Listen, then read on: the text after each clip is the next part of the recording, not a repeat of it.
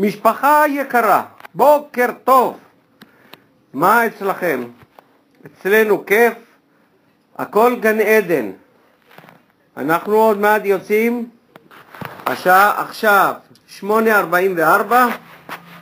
עושה רושם בחוץ קור כלבים, אנשים לבושים בכל המעילים והסמיכות שיש להם. אצלנו כיף בחדר, חם מאוד מאוד כאן, אנחנו פותחים חלונות שאפשר יהיה לנשום.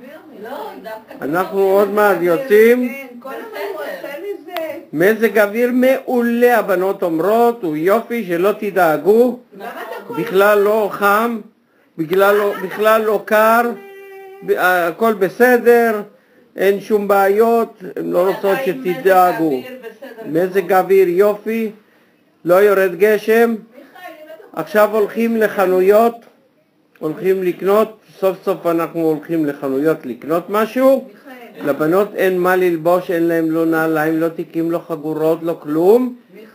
אני יושב באיזושהי פינה ככה שכוחת אל, זה 4, 5, 7 שעות, אני אחכה להם, והן הולכות והן מקבלות יותר ויותר אנרגיות חיוביות, וכל הזמן חוזרות ומצאו עוד חולצה ועוד מכנסיים. זה משהו קטן, אבל זה לא, אני אקח את זה בכל זאת, וניקח גם את זה. ילדים, הכל טוב אצלכם? ארזיקו, איזה חיים אנחנו עושים, נכון ארזיקו?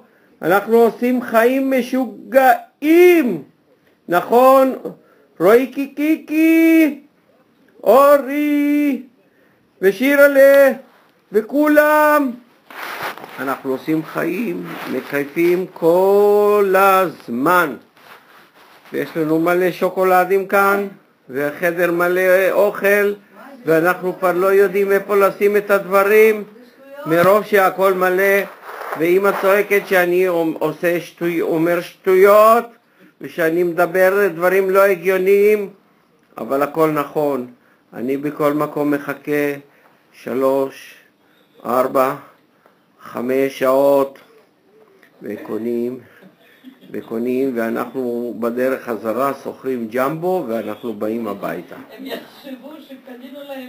לא קנו לכם, אל תצפו, הם קנו רק לעצמם כי אין להם מה ללבוש.